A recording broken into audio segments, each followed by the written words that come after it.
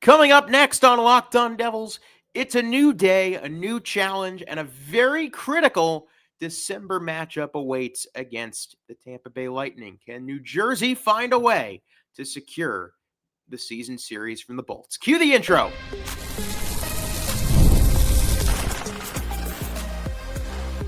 You're Locked On Devils, your daily podcast on the New Jersey Devils. Part of the Locked On Podcast Network, your team every day. Hello, I'm Zach Berman. Thanks for stopping by and tuning into Locked On Devils, part of the Locked On Podcast Network, now the #1 sports podcast network in the world, your team every day. Today's episode is brought to you by FanDuel, which I can use again because I'm back in New Jersey. And if you want to be right in the middle of the action this season, visit FanDuel.com and place your NFL live bets all season long. New Jersey Devils back home, start of a 3-game homestand, a critical 3-game homestand against two very good teams in the Vancouver Canucks. But that Vancouver game comes with its own share of big, crazy storylines, and we'll get to that over the weekend. But for now, tonight is Devils Lightning. Big game, standings-wise. New Jersey tied for the second wild card in the East with 35 points. If they win, they will jump Tampa if they win in regulation, who has 36 points. Get themselves hopefully back into a tie for third in the Metro now that the Islanders have taken that jump to 37 points after beating Vegas in a shootout on Tuesday night. But the main storyline here is that the New Jersey Devils are going to have to do this without the guy who's been their best goal scorer over the last few weeks. Since Jack Hughes went out, Timo Meier has been the guy who has at times put the team on his back. And at least for tonight, if not for the next few days, he's not going to be able to do that. He has taken a leave of absence from the organization to tend to a family matter. Obviously, you're praying for Timo and the Meier family. It's a terrible situation all around. And all you have to do is hope that things are well with him back, assumingly across the Atlantic in Switzerland. But it's a challenge now for the Devils. They're going to have to play without the guy who has been their best goal scorer. He's been their net front presence. He's been their grimy goal scorer. And for a team that has had a lot of struggles scoring goals without Jack Hughes, Timo has been one of the few guys who has been able to do that. So now the going gets tougher. It's not particularly easy for Tampa either. Victor Hedman is out tonight, and so is Andrei Vasilevsky. So the New Jersey Devils will be seeing Mr. Johansson in net tonight. Jonas Johansson, who has had a tough start to the year. He's got an .889 save percentage. However, he is undefeated against the Devils. 2-0-0 playing the Diablos. So, of course, the Devils, who saw Andrei Vasilevsky in the first 2 games against Tampa, they have to be relieved they're not seeing Vasi again.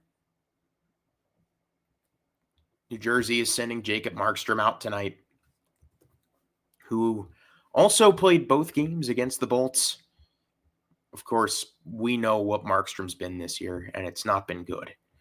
But he is coming off a win, 8-6-0, or 8-6-1 with an .880. So I expect plenty of goals tonight for both teams because neither Johansson or Markstrom has been particularly good.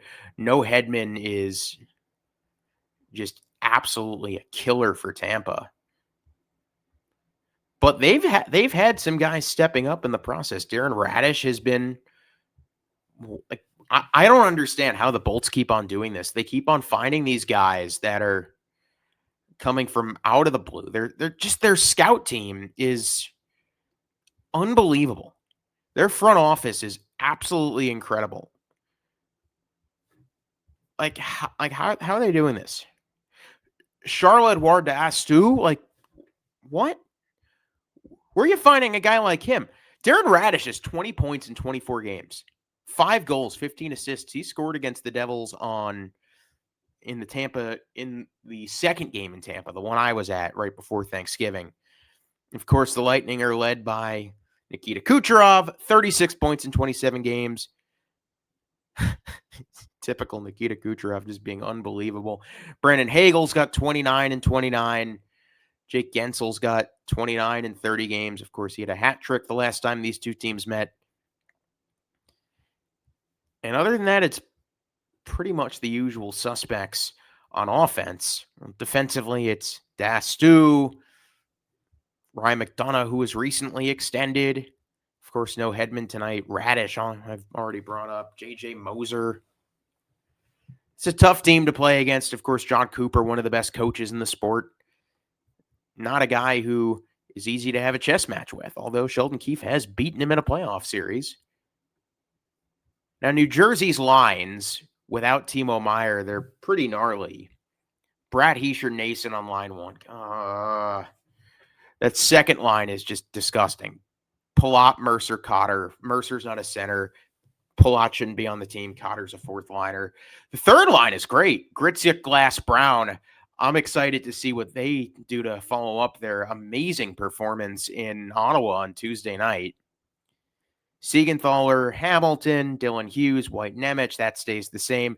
And on the fourth line, Angus Crookshank, right wing, Luke Glendening, center, and making his NHL debut, he'll get his rookie lap tonight at the Rock, Xavier Perrant, coming up from AHL Utica.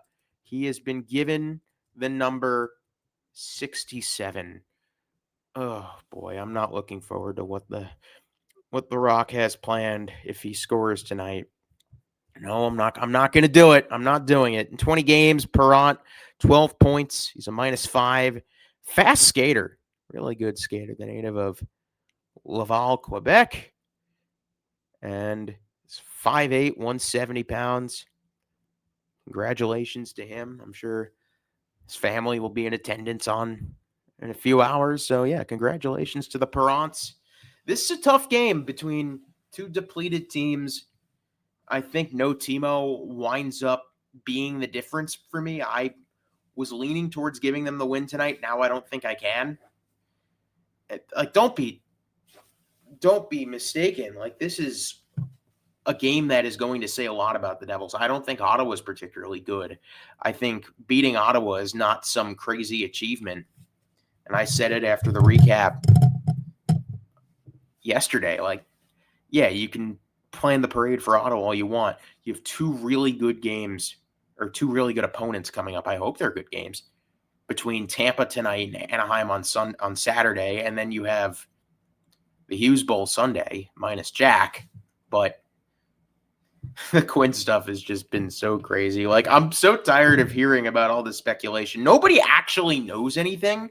All I know is that Tom Fitzgerald and Jim Rutherford are probably two of the worst GMs in the NHL right now, and they have to figure out a way, Fitzgerald has to figure out a way to get a top 5 player in the league, because I've been told I can't say by who, and if you're tuned in, this is I would say I'm more keyed in than most Devils podcasts are with regards to happenings in the organization.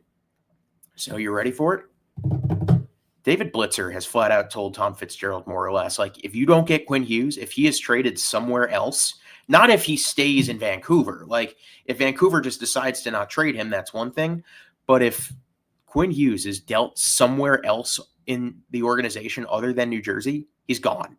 I don't know if it would be in season, but Tom Fitzgerald's job, and this is not speculation, I have been told this, is on the line based on whether or not he can acquire Quinn Hughes. So that is a big bomb to drop for a game that is only this is a few days out, Devils Canucks, and there's going to be a lot of buzz in the building for that. But this is, once again, not about that. Devils Lightning tonight. I'm going to go 4-2 Tampa. I think it's going to be a tough game without Timo. Hopefully they're not without him for too long, and I hope he's doing well with his family. Obviously the Devils' wing depth without Timo is going to be ghastly. But if you're using, I saw someone responded to me on Twitter this morning when I was like, oh yeah, I'm praying for the Myers. Someone responded like, yeah, I'm praying they fire Tom Fitzgerald. I'm praying to the devil. Like, as anti-Tom Fitzgerald as I am, and as much as I love to talk about how bad the Devils roster is, using a player likely dealing with a family tragedy is just not the way to go about that. Like if that's the way you're feeling about this, then you need to rethink whether you should be a sports fan or not. Like it's as simple as that. But hopefully things are all right with Timo, and hopefully we see him back in Newark sooner rather than later. But I mean, he take all the time he needs. Like I've dealt with family tragedy not too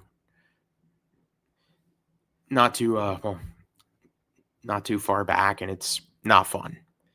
And if you've had a loss or dealt with a loss recently, then you know exactly where he is right now. So hopefully all is well with Mr. Meyer. But we'll take a quick break. When we return, just talk about if they could build off of Tuesday, because like I've said, this is an important game. And this is Locked On Devils. And this is brought to you by our friends at FanDuel. NFL Sundays move fast, one big play, and suddenly everything feels different. That's what makes live betting with FanDuel so exciting. You're not just watching the game, you're reacting to it in real time. With FanDuel, you can place bets as the action unfolds. Every drive, every momentum shift, every highlight moment. Live betting is best when the game starts to shift, a receiver gets hot, a defense tightens up, or the momentum flips after a turnover. FanDuel lets you jump into the moment. Hold on. But yeah, look at Thursday Night Football tonight. It's a dandy. I think a lot of people are excited for Falcons Buccaneers. I should have said it. I should have waited to see what the matchup was. But off of FanDuel right now, Atlanta. I know we have some Devils Falcons fans. I don't know how you do that, but I'm a Giants fan, so what do I know? Falcons are 5.5-point underdogs. You can bet on that. You can bet on whatever you would like with FanDuel, proud partner of the National Football League and Locked On Podcast Network. Welcome back once again. Locked On Devils and Bolts tonight. But the question is, how do they build off of Tuesday's game? Because it is so important for them to just somehow get away. Especially without Timo, which we didn't have in the cards. We're going to know a lot about how resilient this team is over these next few games. Because are the Devils continuing to just flounder when adversity hits them? Or how are they going to fight back? Because you can predict that guys are going to get hurt. Like, that's just the nature of the game.